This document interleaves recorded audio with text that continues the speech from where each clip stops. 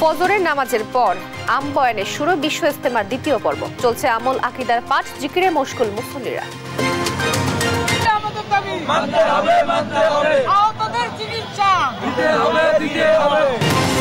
হাসনাত আব্দুল্লাহর আশ্বাসে প্রধান উপদেষ্টার বাসভবনের সামনে থেকে ফিরলেন জুলাই আন্দোলনে আহতরা, দিলেন 7 দফা দাবি। দাবির মুখে কোনো বিশ্ববিদ্যালয় নয়, স্পষ্ট জানালেন শিক্ষা উপদেষ্টা। সকাল থেকে ফের সড়ক অবরোধ কর্মসূচি তিতুমির শিক্ষার্থীদের। কুষ্টিয়া কোম্পানির প্রলোভনে তামাক চাষে ঝুঁকছেন কৃষকরা, কমছে খাদ্যশস্যের উৎপাদন, সেবনে ক্যান্সার আক্রান্তের শঙ্কা। যিনি তামাক খাচ্ছেন তিনিই ক্ষতির সম্মুখীন হচ্ছেন না, যারা তামাক নিয়ে কাজ করছেন, তামাক চাষ করছেন, তামাকটা বাসায় নিয়ে জ্বালাচ্ছেন, যে মহিলারা এগুলি কাজের সাথে যুক্ত, তারাও স্বাস্থ্যের বিভিন্ন ঝুঁকিতে পড়ে যাচ্ছেন। নোয়াখালীতে শীতের প্রকোপে বাড়ছে রোগবালাই, রোগীর চাপে হাসপাতালে হিমশিম অবস্থা, স্বাস্থ্য সচেতনতার তাগিদ। বৃষ্টিও বাক প্রতিবন্ধী হয়েও দমে যাননি ঝিনাইদহে জিয়ারুল, ব্যাগ সেলাই করে চলে সংসার, পরিবারের পাশে দাঁড়ানোর আহ্বান। এবং বিপিএল আজ এলিমিনেটরের ম্যাচে রংপুর রাইডার্সের বিপক্ষে লড়বে খুলনা টাইগার্স। প্রথম কোয়ালিফায়ারে চট্টগ্রামের প্রতিপক্ষ ফরচুন বরিশাল। দেখছিলেন শিরোনাম সংবাদ সকালে, আপনাদের সঙ্গে আছি আমি তোয়া আফরোজ। এবার বিস্তারিত। বাদ ফজর আম্বয়ানের মধ্য দিয়ে শুরু হচ্ছে ৫৮তম বিশ্ব ইজতেমার দ্বিতীয় পর্ব। ময়দানে আসা শুরু করেছেন দ্বিতীয় ধাপের মুসল্লিরা। আখেরি মোনাজাত শেষ করে প্রথম ধাপের ইজতেমায় অংশগ্রহণকারী মুসল্লিরা ইতোমধ্যে ইজতেমার ময়দান ত্যাগ করেছেন। মাঠ এখন দ্বিতীয় ধাপে অংশগ্রহণকারীদের জন্য পুরোপুরি প্রস্তুত। এই ধাপে মোট ৪০টি খিত্তায় ঢাকার একাংশ ২২টি জেলার মুসল্লিরা অংশগ্রহণ করছেন। প্রথম ধাপের ইজতেমায় আখেরি মোনাজাতে অংশগ্রহণ করে প্রায় ৪০ লাখ মুসল্লি।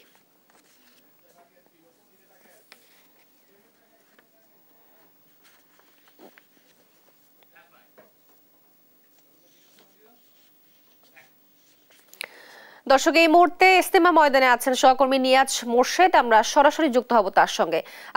নিয়াজ, ইজতেমা ময়দানে বর্তমান কি পরিস্থিতি দেখছেন এবং সেখানকার বিস্তারিত কি তথ্য আছে আপনার কাছে, জানাবেন আমাদেরকে। ধন্যবাদ। ইজতেমার ময়দানে বরাবর আমরা যেটা দেখেছি, আসলে আপনার ফজরের নামাজের পরে আম্বানের মধ্যে দিয়ে শুরু হয়, কিন্তু এবারে যে দ্বিতীয় পর্বে যে ইজতেমা সেটি আসলে এখনো পর্যন্ত আম্বান শুরু হয়নি এবং আম্বায়নটি আমরা যতদূর জেনেছি যে জোহরের নামাজের পরে আসলে আম্বায়নটি শুরু হবে। বর্তমানে আপনার আমরা যতদূর জেনেছি যে আসলে আপনার খিত্তায় সাথীদের সাথে এখন মোজাকারা করা হচ্ছে এবং এরপরে কিন্তু আপনার দেখা গেছে সকাল 10টা নাগাদ কিন্তু নজমের জামাতের সাথীদের সাথে বয়ান করবেন ভারতের মাওলানা আহমেদ হোসাইন। এরপরে আসলে জোহরের নামাজের পরে আমবায়ান হওয়ার কথা রয়েছে, এমনটি আমরা জেনেছি। এবং আপনাকে আর একটু বলে রাখি, এই যে গতকাল কিন্তু আপনার প্রথম ইজতেমার কিন্তু আপনার প্রায় আখিরি মোনাজাতের পরে কিন্তু সন্ধ্যা থেকে কিন্তু দ্বিতীয় ইজতেমার জন্য মুসল্লিরা এখানে এসে উপস্থিত হয়েছেন এবং সেই সাথে এখনো কিন্তু মুসল্লিদের অংশগ্রহণ কিন্তু বেশ চোখে পড়ার মতো, যদিও চারপাশে কুয়াশা রয়েছে, কিন্তু কুয়াশা থাকলেও কিন্তু মুসল্লিদের বেশ সরব উপস্থিতি রয়েছে। এবং আপনাকে কিন্তু বলে রাখি, এবার কিন্তু আপনার প্রায় ঢাকার একাংশ সহ প্রায় 22টি জেলার মুসল্লিরা কিন্তু এই দ্বিতীয় পর্বের যে ইজতেমা সেটিতে অংশগ্রহণ করবেন এবং সেই সাথে প্রায় আপনার দেশের বাইরে কিন্তু 76টি দেশের প্রায় 3050 জন বিদেশি মেহমানও কিন্তু এই দ্বিতীয় পর্বের ইজতেমায় অংশগ্রহণ করছেন। এবং আরেকটু বলে রাখি যে এইবারে কিন্তু প্রথম আর কি আপনার পরপর কিন্তু আসলে আপনার দুটি ইজতেমা একসাথে অনুষ্ঠিত হচ্ছে এবং শুধু জুবায়েরপন্থীদের এবং সাতপন্থীদের ইজতেমা কিন্তু অনুষ্ঠিতের কথা রয়েছে আগামী 14ই ফেব্রুয়ারি থেকে 16ই ফেব্রুয়ারি পর্যন্ত।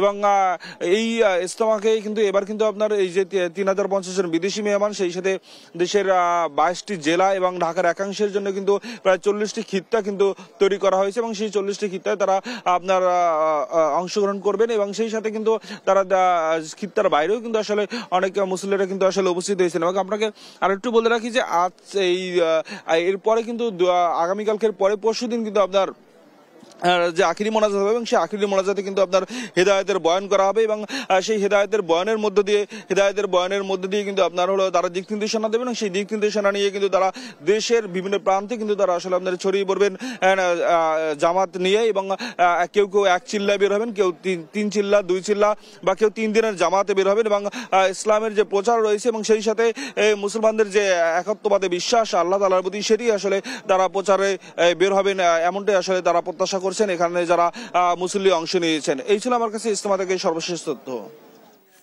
নিয়াজ, আপনাকে ধন্যবাদ। ইজতেমা ময়দানের সর্বশেষ পরিস্থিতি সম্বন্ধে জানাচ্ছিলেন আমাদের সহকর্মী নিয়াজ মোর্শেদ।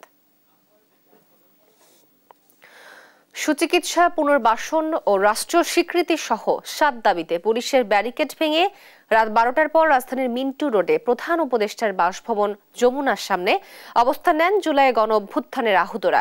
2 ঘন্টা পর দাবি পূরণের আশ্বাসে হাসপাতালে ফেরেন তারা। এইচ হিমেলের প্রতিবেদন।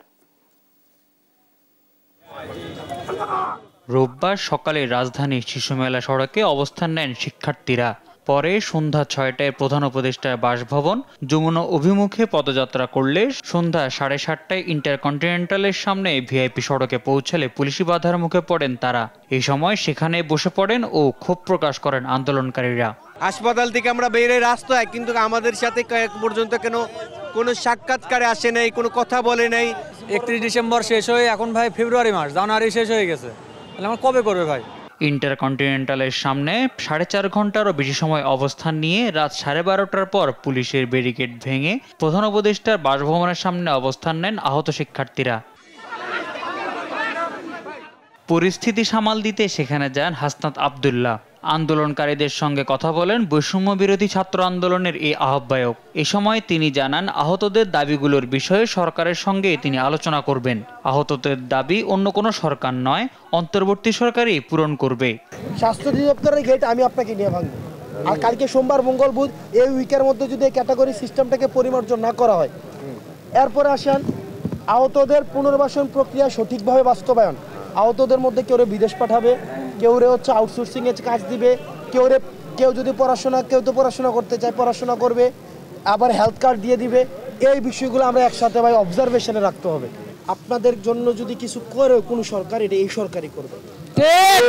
আপনারা 20 চান, হয়তো এই সরকার 18 দিবে, 16 দিবে, 14 দিবে, কিন্তু দিলে এই সরকারই দিবে।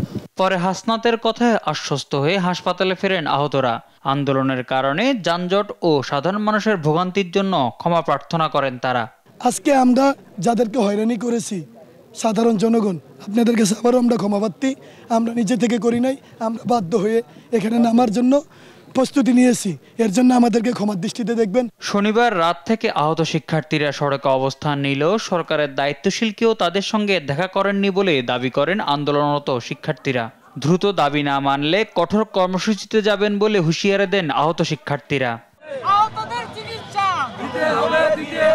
মোহাম্মদ সাকিব, দেশ টিভি, ঢাকা। নির্বাচনকে পাশ কাটিয়ে সংস্কারের আলাপ দীর্ঘায়িত করলে দেশ আরো সংকটের মুখে পড়বে। ষড়যন্ত্রকারীরা সুযোগ পাবে বলে মন্তব্য করেছেন বিএনপির ভারপ্রাপ্ত চেয়ারম্যান তারেক রহমান। বলেন, সংস্কার বাস্তবায়নেও প্রয়োজন একটি নির্বাচিত সরকার। সাইফুল রিপনের প্রতিবেদন। রাজধানীর কদমতলী থানায় রাষ্ট্র কাঠামো মেরামতের 31 দফা ও জনসম্পৃক্তি শীর্ষক প্রশিক্ষণ কর্মশালার আয়োজন করে ঢাকা মহানগর দক্ষিণ বিএনপি। এই পর্যন্ত যদি আমাদের দলের কোনো নেতা কর্মী কোন ধরনের অনৈতিক কোনো কর্মকাণ্ডে জড়িত থেকেও থাকে, তার বিরুদ্ধে ব্যবস্থা নেওয়া হয়েছে এবং যারা এই সমস্ত কর্মকাণ্ডে জড়িত থাকবেন অবশ্যই তাদেরকে বিভিন্ন বিচারের আওতায় এনে সাংগঠনিক ব্যবস্থা এনে তাদের বিরুদ্ধে ব্যবস্থা নেওয়া হবে। ভার্চুয়াল মাধ্যমে কর্মশালায় যুক্ত হয়ে বিএনপির ভারপ্রাপ্ত চেয়ারম্যান তারেক রহমান বলেন, রাষ্ট্র সংস্কারে গণতান্ত্রিক আন্দোলনে মাঠের রাজনৈতিক দলগুলোকে সাথে নিয়ে বিএনপি এমন এক সময়ে জাতির সামনে 31 দফা সংস্কার প্রস্তাব এনেছে যখন স্বৈরাচারের বিরুদ্ধে কেউ সংস্কার নিয়ে কথা বলেনি। যারা সংস্কারের কথা বলছেন, আপনাদের সকলের কাছে রাজনৈতিক দলের অবস্থান থেকে আপনাদের কাছে আহ্বান জানিয়ে বলতে চাই, সংস্কার বক্তব্য রেখে দয়া করে এই আলাপ দীর্ঘায়িত করবেন না। কারণ আপনারা আলাপ যত দীর্ঘায়িত করবেন, দেশ তত বেশি সংকটের মুখে পড়বে। আপনারা সংস্কার আলাপ যত দীর্ঘায়িত করবেন, দেশে তত ষড়যন্ত্রকারীরা ষড়যন্ত্র করার সুযোগ পাবে। সংস্কার বাস্তবায়নের কাজও যদি শুরু করতে হয়, সেটি নির্বাচনের প্রক্রিয়ার মাধ্যমে নির্বাচিত মানুষের মাধ্যমেই সেই বাস্তবায়নের কাজ শুরু করতে হবে। বলেন, দেশ ও জনগণের ভাগ্য পরিবর্তনের কাজ শুরু করতে চাইলে যত দ্রুত নির্বাচনের প্রক্রিয়ার মধ্যে যাওয়া যায় ততই মঙ্গল। যদি আমরা সত্যিকার ভাবে জনগণের ভোটের মাধ্যমে একটি সরকার গঠন করতে পারি, তাহলে ওই সরকার তখন জনগণের কাছে জবাবদিহিতা করতে বাধ্য থাকবে। কারণ 5 বছর পরে আবার এই সরকার, যেই সরকারই আসবে এই সামনের নির্বাচনে, তাদেরকে আবার পরবর্তী 5 বছর পরে তো জনগণের কাছে যেতেই হবে। সেই কাজগুলো তারা কতটুকু কি করলো জনগণ তখন জবাব চাইবে। যদি সঠিকভাবে করতে পারে, কম বেশি করতে পারে, তাহলে জনগণ সেটি একদৃষ্টিতে দেখবে। যদি ওই 10 টাকা কেজি চাল খাওয়াবো বলে 70 টাকা কেজি চাল খেয়েছে এরকম ঘটনা হয়, তাহলে ওই 5ই আগস্টের মতন ঘটনা ঘটবে। অথবা ভোটের ব্যবস্থা যদি ঠিক থাকে, তাহলে ভোটের মাধ্যমে জনগণ তাদেরকে ছুঁড়ে ফেলে দিবে। জনসমর্থন নিয়ে বিএনপি সরকার গঠন করতে পারলে 31 দফা বাস্তবায়নের মাধ্যমে জনগণের কাছে করা ওয়াদা পূরণের প্রত্যয় পুনর্ব্যক্ত করেন বিএনপির ভারপ্রাপ্ত চেয়ারম্যান। সেই ওয়াদা পূরণের সর্বোচ্চ আমরা চেষ্টা করব। সাইফুল রিপন, দেশ টিভি, ঢাকা। এদিকে মার্কিন ন্যাশনাল প্রেয়ার ব্রেকফাস্টে যোগ দিতে রোববার সন্ধ্যায় যুক্তরাষ্ট্রের উদ্দেশ্যে দেশ ছেড়েছেন বিএনপি মহাসচিব মির্জা ফখরুল ইসলাম আলমগীর ও স্থায়ী কমিটির সদস্য আমির খুসরু মাহমুদ চৌধুরী। 5 ও 6 ফেব্রুয়ারি অনুষ্ঠিত হয়ে যাওয়া যুক্তরাষ্ট্রের বার্ষিক আয়োজন ন্যাশনাল প্রেয়ার ব্রেকফাস্টে বিএনপির ভারপ্রাপ্ত চেয়ারম্যান তারেক রহমান সহ 3 জনকে আমন্ত্রণ জানায় ইউএস কংগ্রেশনাল কংগ্রেস। লন্ডনে চিকিৎসাধীন বিএনপি চেয়ারপারসন বেগম খালেদা জিয়ার পাশে থাকায় দলের ভারপ্রাপ্ত চেয়ারম্যান তারেক রহমানের পক্ষ থেকে তার প্রতিনিধি হিসাবে আমন্ত্রণে অংশ নেবেন মেয়ে ব্যারিস্টার জাইমা রহমান। দেশ ছাড়ার আগে বিমানবন্দরের সংবাদ মাধ্যমের সাথে কথা বলেন মির্জা ফখরুল ও আমির খসরু। সফর সফল করতে দেশবাসীর কাছে দোয়া চান বিএনপি মহাসচিব। তারেক সাহেব যেতে পারছে না, উনি জাইমা রহমান ওনাকে রিপ্রেজেন্ট করবে। আমাদের জন্য দোয়া করবেন। এদিকে জুলাই আন্দোলনে গণহত্যার বিচারে ব্যর্থতার দায়ে স্বরাষ্ট্র উপদেষ্টার জন্য চুরি পাঠালো ইনকিলাব মঞ্চ। জানালো তার পদত্যাগের দাবি। বিচারিক কার্যক্রম শুরুর জন্য 20 ফেব্রুয়ারি পর্যন্ত আলটিমেটামও দেয় সংগঠনটি। মাহির সাজিদের রিপোর্ট।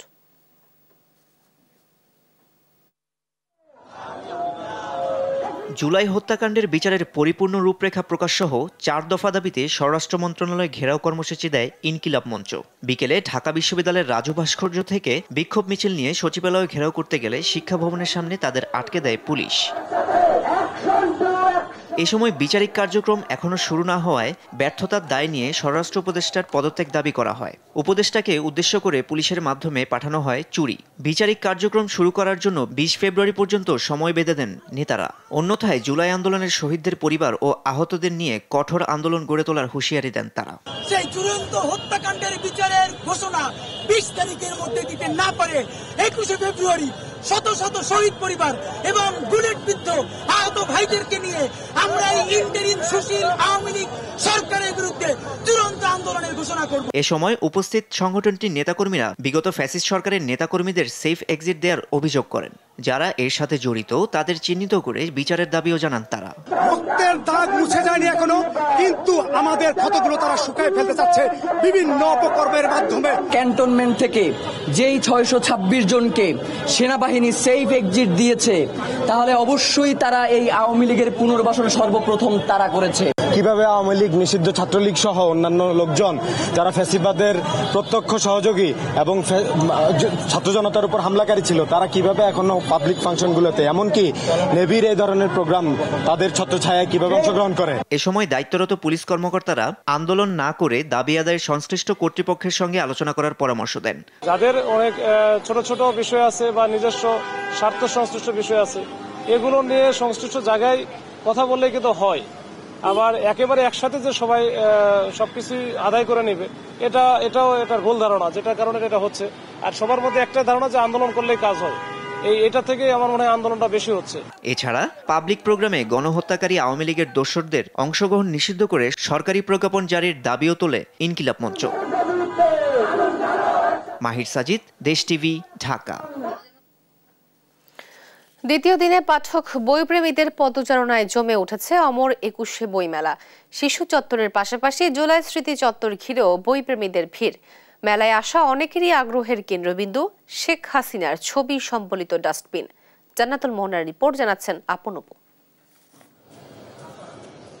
জুলাইয়ের স্মৃতি ধারণ করে এবারের বইমেলার বিশেষ আয়োজন জুলাই স্মৃতি চত্বর। যেখানে মিলছে জুলাই অভ্যুত্থান সংশ্লিষ্ট বই পোস্টার। জুলাইয়ের যে স্পিরিটটা আর কি আমাদের স্টল থেকে বলেন বা অন্যান্য যে স্টলগুলো আছে এগুলো সবগুলো থেকে আমরা চাচ্ছি যে জুলাইটা মানুষ যাতে ভুলে না যায়, এটা প্রতিনিয়ত মানুষকে মনে করে দেওয়ার জন্য বা যাই বলেন মানুষের মনে যাতে রাখে। বৈষম্য বিরোধী ছাত্র আন্দোলন স্টলের পাশেই রাখা আলোচিত শেখ হাসিনার ছবি সম্বলিত ডাস্টবিন ঘিরে চলছে উন্মাদনা। ডাস্টবিনটি দেখতে আসছেন অনেকেই। দেখে আমরা মানে আবর্জনা ফেলানোর যোগ্য স্থান এটাই মনে করছি। উনি যা করেছে এটা আসলে খুব কম। হ্যাঁ, এর চেয়ে মানে ঘৃণাবোধ, আসলে এটা সভ্য একটা ঘৃণাবোধ প্রকাশের একটা মানে মিডিয়ামিক। মেলার দ্বিতীয় দিনে শিশু চত্বরে জমে উঠেছে বই বিক্রি। সিন্দাবাদের সমুদ্র যাত্রা আর একটা কিনেছি হ্যামিলনের বাসিওয়ালা। বই কেনার জন্য মেলায় এসেছি এবং বই দেখার জন্য। বইমেলার প্রেক্ষাপট জানতে এবং বই পাঠে আগ্রহী করতে অনেকেই মেলায় আসেন পরিবার সহ। অবশ্যই বাংলা সংস্কৃতি, এটা আমাদের সংস্কৃতি, বাংলা 21শে ফেব্রুয়ারি একটা ভাষার মাস, এটা এই জন্য আসি। বই কিনে কেউ কখনো দেউলিয়া হয় না। মেলার দ্বিতীয় দিনে নতুন বই প্রকাশিত হয়েছে 13টি। সামনের দিনগুলোতে প্রাণের মেলা আরো জমজমাট হবে বলে প্রত্যাশা পাঠক ও প্রকাশকদের। আপন অপু, দেশ টিভি, ঢাকা। দেখছেন সংবাদ সকাল। শুরু হয়েছে সনাতন ধর্মাবলম্বীদের অন্যতম ধর্মীয় উৎসব সরস্বতী পূজা। বগুড়া, সাতক্ষীরা এবং ভোলার আয়োজন জানাতে সরাসরি যুক্ত হচ্ছেন সহকর্মী সঞ্জু রায়, শরীফুল্লাহ কায়সার সুমন এবং সহকর্মী। প্রথমেই যাচ্ছি বগুড়ায়। সঞ্জু, পূজা মণ্ডপে ভক্তদের আনাগোনা কেমন দেখছেন এবং সেখানকার সার্বিক পরিস্থিতি কি আমাদেরকে জানাবেন? ঢাকের বাদ্য আর শঙ্খ ধ্বনিতে কিন্তু প্রতি বছরের ন্যায় আজ বগুড়ার মন্দিরগুলোতে কিন্তু উদযাপন করা হচ্ছে এবং পূজার আয়োজন করা হয়েছে। বিদ্যা, জ্ঞান এবং সঙ্গীতের দেবী সরস্বতীর পূজা ইতিমধ্যেই কিন্তু ভোর থেকেই পাড়া মহল্লার যে মন্দিরগুলো রয়েছে সেগুলোতে কিন্তু পূজা সম্পন্ন হয়েছে।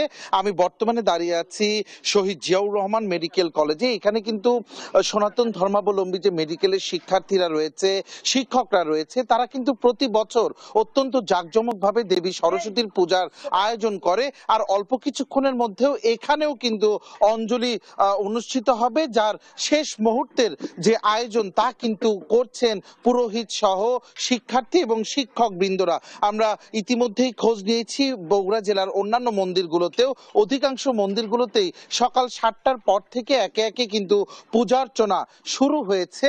বিদ্যা, জ্ঞান এবং সঙ্গীতের দেবী সরস্বতীর পূজাতে কিন্তু প্রতি বছরই কোনো ঘাটতি থাকে না। শিক্ষার্থীরা তাদের ভক্তি ভরে বিদ্যার দেবীর পূজা করেন সারা বছর নিজেদের মেধা, মনন এবং শিক্ষাকে এগিয়ে নিয়ে যাওয়ার জন্য। আমরা একটু সরাসরি কথা বলবো এই সজিমেক পূজা আয়োজক কমিটির সাধারণ সম্পাদক সহকারী অধ্যাপক ডাক্তার পল্লব কুমার সেনের সাথে।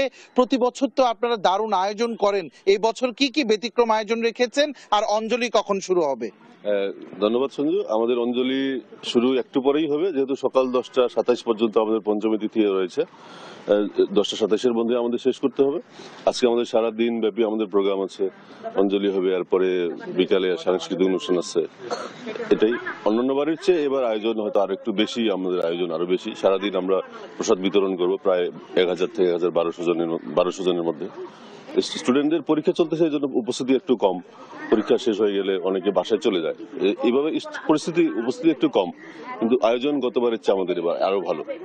ধন্যবাদ আপনাকে। তো আপনি শুনছিলেন আসলে সরস্বতী পূজা সাধারণ শিক্ষার্থীদের কাছে, সনাতন ধর্মাবলম্বী যারা রয়েছেন তাদের কাছে কিন্তু একটি অনুভূতি এবং আবেগের জায়গা। সারা বছর এই দিনটির জন্য এবং দেবীর চরণে পুষ্পাঞ্জলি দেওয়ার অপেক্ষায় কিন্তু থাকেন সাধারণ শিক্ষার্থীরা। বগুড়া থেকে সরস্বতী পূজা নিয়ে আমার কাছে এটি ছিল সর্বশেষ। পূজার আরো খবর জানবো আমরা সরাসরি চলে যাচ্ছি সাতক্ষীরায়, সেখানে রয়েছে আমাদের সহকর্মী শরীফুল্লাহ কায়সার সুমন।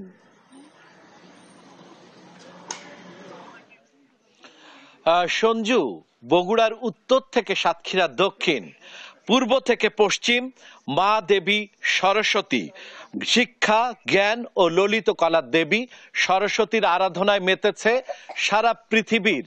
জ্ঞান এবং বিদ্যায় যে আগ্রহী এবং জ্ঞান অন্বেষণে সেই বিদ্যার্থীরা আজকে দেখতে পাচ্ছেন আজকে শত শত শিক্ষার্থীরা আজকে মিলিত হয়েছে এই যে বিষ্ণুপুর প্রাণকৃষ্ণ মেমোরিয়াল মাধ্যমিক বিদ্যালয় প্রাঙ্গণে, যেখানে এই ৩০ বছর ধরে আয়োজন করা হচ্ছে বন্ধুমহল ক্লাব আয়োজিত আজকের এই সরস্বতী পূজার যে আয়োজন। আমি এখানে এই যে মায়ের আরাধনায় এসেছে একটা শিশু বিদ্যার্থী, আমি তার সাথে কথা বলছি। তুমি কেন এসেছো? নমস্কার, আমি এখানে এসেছি মা সরস্বতীর কাছে বিদ্যা বুদ্ধি চাইতে, মা সরস্বতীর আরাধনা করতে। যেহেতু আমরা একজন শিক্ষার্থী, সেহেতু আমাদের পথে ভবিষ্যৎ এগিয়ে যাওয়ার জন্য আমাদের বিদ্যা বুদ্ধির প্রয়োজন, সেহেতু আমরা মায়ের কাছে এসেছি মায়ের আরাধনা করার জন্য এবং বিদ্যা বুদ্ধি পাওয়ার জন্য। হ্যাঁ, যেমনটি শুনছিলাম মাঘের এই শুক্লা পক্ষে এই তিথিতে যে সরস্বতী পূজার যে আয়োজন করা হয়েছে, এখানে কিন্তু সকল ভক্তরা এবং বিদ্যার্থীরা এসেছে। আমি আয়োজকদের সাথে একটু কথা বলবার চেষ্টা করছি। এই যে আয়োজন ৩০ বছর ধরে, এর আগে করোনা গিয়েছে, বিভিন্ন সংকটকে পেরিয়েও আপনারা যে আড়ম্বরে করছেন, এই মানুষের উপস্থিতি কিভাবে? আমাদের ৩০তম বছরে আমরা পদার্পণ করছি বন্ধুমহল ক্লাবের আয়োজনে। আমাদের সরস্বতী পূজা প্রতি বছর মাঘ মাসের শুক্লাপক্ষে পঞ্চমী তিথিতে আমাদের এই পূজাটা অনুষ্ঠিত হয়ে থাকে। আমরা হাঁটি হাঁটি পাপা করে ৩০ বছরে পদার্পণ করছি। অনেক বাধা বিপত্তি, সকল প্রতিকূলতা উপেক্ষা করেও আমরা এই অনুষ্ঠানকে বাঁচিয়ে রাখার এবং মায়ের আরাধনা করার চেষ্টা চালিয়ে যাই। তারই ধারাবাহিকতায় আমরা বিষ্ণুপুর বন্ধুমহল ক্লাব এবারও একই রূপে পঞ্চমী মেলা এবং মায়ের পূজার আয়োজন করেছি। আমাদের ভুল ত্রুটি হতে পারে, আমরা দর্শনার্থীদের কাছে সকলের কাছে আমাদের এর কলেবর যাতে আগামীতে আমরা আরো সুন্দর, আরো ভালো পরিসরে করতে পারি, সকলের কাছে সেই আশীর্বাদ প্রার্থনা করি।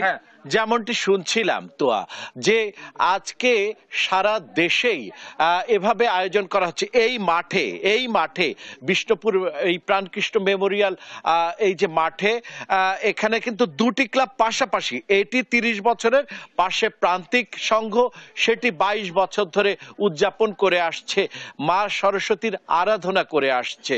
এটি কিন্তু আজকে সারা সাতক্ষীরার উপকূল থেকে উপকূলে সর্বত্র এভাবে মায়ের আরাধনা করে চলেছে।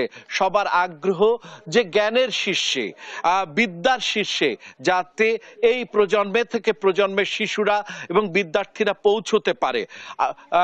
আমরা এখন দর্শক, আমরা এখন সাতক্ষীরার এই উপকূল থেকে চলে যাচ্ছি আরেক উপকূলে, ভোলাতে। ছোটন, আপনার কাছে আমরা জানতে চাইছি যে সেখানে কিভাবে কত সুন্দরভাবে আয়োজন করা হয়েছে। আপনার কাছে গতকাল থেকে তো আয়োজন চলছে, আপনি জানান আমাদেরকে সরস্বতী পূজার বিস্তারিত। আপনি যেমনটি বলছিলেন, প্রতি বছরের মতো মাঘ মাসের শুক্লা পক্ষের পঞ্চমী তিথিতে সনাতন ধর্মাবলম্বীদের এই সরস্বতী পূজা অনুষ্ঠিত হয়ে থাকে। এবছরও তার ব্যতিক্রম হয়নি। আমরা রয়েছি বাপ্তা সেবা সংঘ মন্দিরে। এখানেও একটু আগে কিন্তু অঞ্জলি প্রদান শেষ হয়েছে এবং পরবর্তীতে আবারও অঞ্জলি প্রদান শেষ হয়েছে। যেহেতু ভক্ত পুণ্যার্থীদের সংখ্যা বেশি, তো সেই হিসেবে ধাপে ধাপে কিন্তু অঞ্জলি প্রদান করা হচ্ছে। শুধুমাত্র যে মন্দিরগুলোতে পুজো হচ্ছে এমনটি নয়, ব্যক্তিগত পর্যায়ে হচ্ছে, একই সাথে সার্বজনীন পর্যায়ে হচ্ছে এবং একই সাথে বিভিন্ন শিক্ষা প্রতিষ্ঠানগুলোতে আমরা দেখেছি সরস্বতী পূজার আয়োজন রয়েছে। এবং এটি হচ্ছে বিদ্যার দেবী এবং এই বিদ্যার দেবী বিদ্যার কাছে ভক্তরা পুণ্যার্থীরা প্রার্থনা করেন বিদ্যা এবং জ্ঞানের জন্য। আমরা একজন পুণ্যার্থীর সাথে কথা বলবো, জানতে চাইবো তার কাছে আপনি মায়ের কাছে কি প্রার্থনা করেছেন। যেহেতু মা সরস্বতী জ্ঞান বিদ্যা বুদ্ধি দেবী, তো আমরা মায়ের কাছে প্রার্থনা করছি মা যাতে আমাদের জ্ঞান দান করেন, বুদ্ধি দান করেন, বিদ্যা দান করেন। কেমন লাগছে? অনেক ভালো লাগছে। আসলে প্রত্যেকটা বছরই আমরা এই দিনটার জন্য অপেক্ষা করে থাকি। মা এই দিনটাতে পৃথিবীতে আসেন। তো তাছাড়া আমাদের যে গাছিয়া কলোনি সেবা সংঘ প্রত্যেকটা এলাকাবাসীর আয়োজনে অনেক সুন্দরভাবে আয়োজিত হয়ে আসছে। ধন্যবাদ।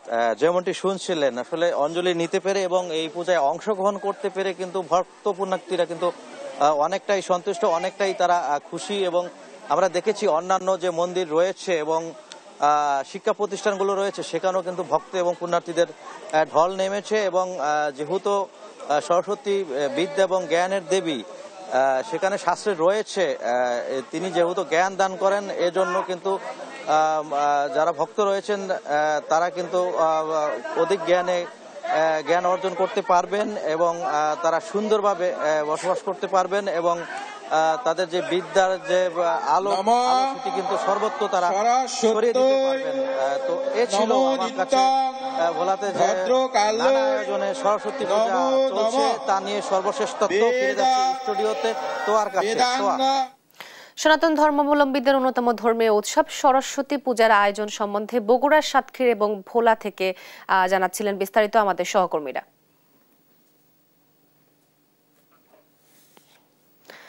তামাকজাত কোম্পানিগুলোর প্রলোভন আর অধিক মুনাফার আশায় কুষ্টিয়ার কৃষকরা ঝুঁকছেন তামাক আবাদে। দিন দিনে জেলায় ক্ষতিকর বিষ বৃক্ষ তামাকের চাষ বাড়ছে।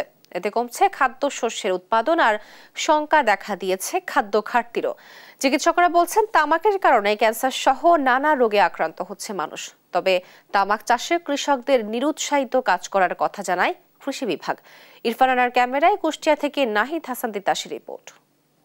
কয়েক বছর আগেও কুষ্টিয়ার এই মাঠগুলো জুড়ে চাষ হতো বিভিন্ন ধরনের খাদ্যশস্য, কিন্তু বর্তমানে বিস্তৃত এ মাঠ জুড়ে চাষ হচ্ছে শুধুই বিষবৃক্ষ তামাক। তামাকজাত কোম্পানিগুলোর প্রলোভন আর অধিক মুনাফা লাভের আশায় খাদ্যশস্যের উৎপাদন ছেড়ে কুষ্টিয়ার চাষিরা ঝুঁকছেন বিষবৃক্ষ তামাক চাষে। গত বছর জেলায় 10,931 হেক্টর জমিতে তামাক চাষ হলেও এবছর তা বেড়ে দাঁড়িয়েছে 11,385 হেক্টরে। ফলে দিন দিন কমে আসছে অন্যান্য ফসলের চাষাবাদ। ক্ষতিকর জেনেও অধিক মুনাফা লাভের আশায় তামাক চাষে ঝুঁকছে এ অঞ্চলের চাষিরা। এতে হুমকির মুখে পড়েছে জেলার খাদ্যশস্য উৎপাদন। স্বাস্থ্য ঝুঁকির মধ্যে পড়েছে এ অঞ্চলের জনসাধারণ। আমরা ধান আবাদ করি তো ধানের যে পরিমাণ দাম হওয়ার দরকার সেই পরিমাণ তো আমরা তো দাম পাইনি। ঠিক আছে, কোম্পানি আপনার ওই যে সালফেট দেয়, তারপরে টাকাও দেয়। এটা হচ্ছে আমরা সব লাগাই হচ্ছে কোম্পানির কারণে। কোম্পানি হচ্ছে আমাদের হচ্ছে বেশি টাকা দাম দিয়ে হচ্ছে কোম্পানি তামাক কিনে। ক্ষতি হলেও মনে করেন ওই বারবার দিয়ে একবারে আসে হইলে বড় হিসাব। চাষি কোনটা করে যে কোনো একটা তো করতে হবে, চাষি মানে চাষি তো কর্ম করাই লাগবে। চিকিৎসকরা বলছেন তামাক চাষ ও ব্যবহারের কারণে হতে পারে ক্যান্সার সহ নানা জটিল রোগ।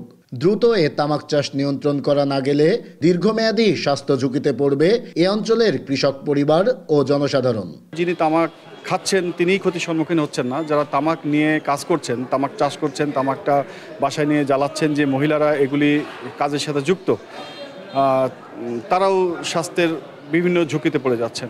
জেলায় দিন দিন তামাকের চাষ বাড়লেও কৃষি বিভাগ বলছে তামাক চাষে কৃষকদের নিরুৎসাহিত করতে কাজ করে যাচ্ছেন তারা। সিয়াচিনটাই এই জমিতে করতে পারে, এই ধরনের কালো জিরা বা বিভিন্ন যে ফসলগুলো আছে শীত মৌসুমে সেইগুলো করার জন্য কৃষকদেরকে পরামর্শ দিয়ে যাচ্ছি। এবং এর যে ক্ষতিকর দিকগুলো আছে, যে একটা হচ্ছে মাটির ক্ষতি করে, পরিবেশের ক্ষতি করে, এই জিনিসগুলো কৃষকদেরকে বুঝিয়ে যাচ্ছি যে যারা যেন আস্তে আস্তে তামাক থেকে ফিরে আসে। এখনই এই তামাক চাষ নিয়ন্ত্রণে কার্যকরী পদক্ষেপ না নেওয়া হলে জেলায় খাদ্য উৎপাদনে ঘাটতি সহ চরম স্বাস্থ্য ঝুঁকির মুখে পড়বে এ অঞ্চলের সাধারণ মানুষ, এমনটিই মনে করেন বিশেষজ্ঞরা। নাহিদ হাসান তিতাস, দেশ টিভি, কুষ্টিয়া। দেশি মদে এবার আর বেশি লাভ করতে পারেনি চুয়াডাঙ্গার দর্শনার মদ উৎপাদনকারী কেরু অ্যান্ড কোম্পানিটি। বাংলা মদ বোতলজাত করে বিক্রি করার পরিকল্পনা ভেস্তে গেছে পরিবেশ এবং মাদক দ্রব্য নিয়ন্ত্রণ অধিদপ্তরের নিষেধাজ্ঞায়। কাচের বোতলে বাংলা মদ বিক্রি করতে গিয়ে এরই মধ্যে 7 থেকে 10 লাখ টাকা লোকসান হয়েছে কোম্পানিটির। সহকর্মী খায়রুজ্জামান সেতু রিপোর্ট জানাচ্ছেন নুসরাত শোভা। কেরু অ্যান্ড কোম্পানি দেশের বৃহৎ মদ উৎপাদনকারী প্রতিষ্ঠান। 2024 সালে দীর্ঘ 86 বছর পর চুয়াডাঙ্গার কারখানায় চালু হয় অটোমেশিন। 595 কোটি টাকা ব্যয়ে 6 মাসে স্থাপন করা হয় যন্ত্রাংশ। হাতের স্পর্শ ছাড়াই শুরু হয় মদ উৎপাদন। আমরা কাস্টমারদেরকে ছোট সাইজগুলো 180 ml 375 ml এটা আমরা চাহিদা মতো দিতে পারতাম না। এই অটোমেশনের উৎপাদন ক্ষমতা অত্যন্ত বেশি হয়, আমরা সমস্ত ব্র্যান্ড চাহিদা মতো দিতে সক্ষম হব। পাশাপাশি আমাদের প্রোডাক্টের অনেক বৈচিত্র্যতা আসে। কোম্পানিটিতে এতদিন বাংলা মদ বিক্রি করত ড্রামে। অটোমেশিন আসায় বাংলা মদ বোতলজাত করে বিক্রি করার উদ্যোগ নেয় কর্তৃপক্ষ। নতুন করে 1000 ml এর কাচের বোতলের প্রিমিয়াম সাইজ সাপ্লাই শুরু করে কোম্পানিটি। প্রত্যাশা ছিল অটো মেশিনে মদ উৎপাদন করে ক্রেতার চাহিদা মতো পণ্য বাজারে ছাড়লে আসবে বাড়তি মুনাফা, কিন্তু বাস্তব চিত্র ভিন্ন। পরিবেশ অধিদপ্তরের ছাড়পত্র এবং মাদকদ্রব্য নিয়ন্ত্রণ অধিদপ্তরের লাইসেন্স না পাওয়ায় বোতলজাত করা বাংলা মদ বাজারজাত করতে পারছে না কেরু কর্তৃপক্ষ। দেশি মদে বেশি লাভ কথাটি যেন এবার আর প্রাসঙ্গিক হলো না কেরু অ্যান্ড কোম্পানি। কাচের বোতলে বাংলা মদ বিক্রি করতে গিয়ে এরই মধ্যে 7 থেকে 10 লাখ টাকা লোকসান হয়েছে কোম্পানিটির। নিউজ ডেস্ক, দেশ টিভি। মাঘ মাসের দ্বিতীয় সপ্তাহ চলছে। শহরের শীতের চাইতে গ্রামের শীত অনুভূত হচ্ছে বেশি। ঘন কুয়াশার সঙ্গে শীতের প্রকোপে বাড়ছে শীতকালীন নানা রোগের প্রাদুর্ভাব। নোয়াখালীর সরকারি বেসরকারি হাসপাতালগুলোতে প্রতিদিনই বাড়ছে শীতজনিত রোগে আক্রান্ত রোগীর সংখ্যা। সহকর্মী মাওলা সুজনের পাঠানো তথ্য ও চিত্রে বিস্তারিত অঙ্কন চৌধুরীর রিপোর্টে। নোয়াখালীতে শীতজনিত রোগীর সংখ্যা ক্রমেই বাড়ছে, বিশেষ করে শিশুদের মধ্যে রোগের প্রবণতা বেশি। জানুয়ারি মাসে নোয়াখালী জেনারেল হাসপাতালে শিশু বিভাগের ডায়রিয়া ওয়ার্ডে 548 জন রোগী ভর্তি হয়েছেন, যার মধ্যে 143 জনই শীতজনিত রোগে আক্রান্ত। হাসপাতালে শিশুদের জন্য শয্যা রয়েছে মাত্র 15টি এবং বয়স্কদের জন্য 50টি। শয্যা এবং জনবল সংকটের কারণে রোগীদের সামাল দিতে হিমশিম খেতে হচ্ছে হাসপাতাল কর্তৃপক্ষের। তারা জানাচ্ছেন শীতজনিত জ্বর, কাশি, সর্দি, নিউমোনিয়া এবং ডায়রিয়া আক্রান্ত রোগীদের সংখ্যা দিন দিন বাড়ছে, যেখানে শিশুদের সংখ্যাই বেশি। 2 দিন ঠান্ডার কারণে ডায়রিয়া শুরু হয়েছে, বমি বমি ভাব শুরু হয়েছে, এখন ইনশাআল্লাহ ভালোর দিকে আছে। এই পাতলা পায়খানা আর বমি হয়েছে, তো আমরা এখানে 3 দিন ভর্তি হয়েছি। পানি দেওয়ার সাথে সাথে বমি করে ফেলে দিচ্ছে, ফলে আমরা সকালবেলা হসপিটালে নিয়ে আসছি। এছাড়া হাসপাতালের পরিবেশ এবং ডাক্তারদের অনুপস্থিতি নিয়ে রোগীদের স্বজনদের মধ্যে অসন্তোষ বাড়ছে, বিশেষত বাথরুম সংক্রান্ত বিষয় নিয়ে। ডিউটি যে ডাক্তারগুলি করে ওই ডাক্তারগুলো আসে না, খুবই কম আসে। এনে পরিবেশ যাই আছে মানে দুর্গন্ধটা বেশি, সুস্থ মানুষ আসি এই জায়গায় অসুস্থ হয়ে যায়, এবং বিশেষ করে ওয়াশরুমের যে একটা অবস্থা মানে বলার মতো না। পরিবেশটা তেমন সুবিধা না, নোংরা, কিন্তু ডাক্তারও ঠিক মতন করে না। হাসপাতালের পরিবেশটা ভালো না, খুব সুস্থ মানুষ অসুস্থ হয়ে যাবে। আসন সংখ্যা সীমিত থাকা সত্ত্বেও রোগী সামাল দেওয়ার প্রয়াস অব্যাহত রয়েছে এবং শীতজনিত রোগ থেকে কিভাবে সুরক্ষা পেতে হবে সে বিষয়ে পরামর্শ দান করেছেন এই কর্মকর্তা। আমাদের আসন সংখ্যা সীমিত, কিন্তু সেই সীমিত আসন সংখ্যায় আমরা আপ্রাণ চেষ্টা করছি তাদেরকে চিকিৎসা দেওয়ার জন্য। আমাদের জনবলের সংকট আছে, আমাদের ডাক্তার সংকট আছে, কিন্তু আমাদের আন্তরিকতার কোনো কমতি নেই। হাসপাতালের পরিবেশ আরো উন্নত করে চিকিৎসা সেবা অব্যাহত রাখার প্রত্যাশা সেবা প্রার্থীদের। অঙ্কন চৌধুরী, দেশ টিভি। জন্মগত বাক প্রতিবন্ধী 10 বছর আগে হারিয়েছেন দৃষ্টি ও শ্রবণ শক্তি। অন্যের দ্বারস্থ না হয়েও জীবন সংগ্রামে পিছিয়ে নেই ঝিনাইদহের জিয়ারুল ইসলাম। সেলাই মেশিনের সূচ পরিয়ে করেন বাজারের ব্যাগ সেলাই। অসহায় এই পরিবারটির পাশে দাঁড়ানোর দাবি স্থানীয়দের।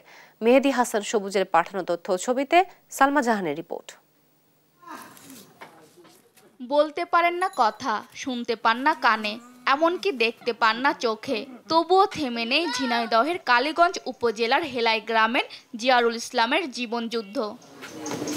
ধারালো বটিতে কাটেন গোখাদ্য বিচালি, অনুমান করে চলেন পথ। সব বাধা উপেক্ষা করে সেলাই মেশিনে সূচ পুড়িয়ে করেন বাজারের ব্যাগ সেলাই। এভাবেই উপার্জন করে অনাহারে অর্ধাহারে চলে জিয়ারুলের সংসার। তবুও ভিক্ষা বা অন্যের সাহায্যের আশা করেন না তিনি। তার এমন কার্যক্রমে অভিভূত এলাকাবাসী। আর ওনার পরিবার ওই গরু বাছুর বসে ওইসে কোনো রকম সংসারটা চলে। শারীরিকভাবে প্রতিবন্ধী হওয়ার পরেও যেভাবে নিজের প্রতিভা খাটিয়ে উনি ইনকাম করে, ভিক্ষা না করে, উনি আসলে আমাদের গ্রামবাসীর জন্য একজন আমাদের জন্য একজন গর্বের বিষয়, এবং আমরা ওনার থেকে অনুপ্রেরণা পাই। আমরা চাই যে সরকার থেকে বা কোনো প্রতিষ্ঠান থেকে তার একটু সাহায্য করুক। মাটির ঘরে বৃদ্ধা মা, স্ত্রী ও 2 সন্তান নিয়ে বসবাস তার। সংসার চালাতে ছেলে জিহাদ ও স্ত্রী ফুলমতি বেগম অন্যের বাড়িতে কাজ করেও সংসার চালাতে হিমশিম খায়। আমি হাতা লাগাই ছেড়ে দিয়ে যখন আমার সংসারে বাকি কাজ থাকে, বাকি কাজ করতে যাই, তখন সে ব্যাকগ্রাউন্ড মানে 2 সাইড মেরে ব্যাকগ্রাউন্ড সে তৈরি করে গুছাইয়া বেঁধে থিয়ে ঘর দোর পরিষ্কার করে সে তখন বেরিয়ে গোসল করে নামাজ পড়তে যায়। দূর অবস্থায় নাগার সংসার চলে। এই যাই দুপুরবেলা রাঁধেনি ভাত মাত, ছেলে দোকানে থাকে, ছেলের কলেজে যেখানে থাকে সেখানে ভাত খাবে, দুপুরে তরি তরকারি নিয়ে ঘি রেঁধে দেবো, তা এইভাবে দিনটা যায়। অসহায় পরিবারের পাশে দাঁড়াতে সরকারি বেসরকারি সহায়তার পাশাপাশি সমাজের বিত্তবানদের এগিয়ে আসার দাবি এলাকাবাসীর। নিউজ ডেস্ক, দেশ টিভি।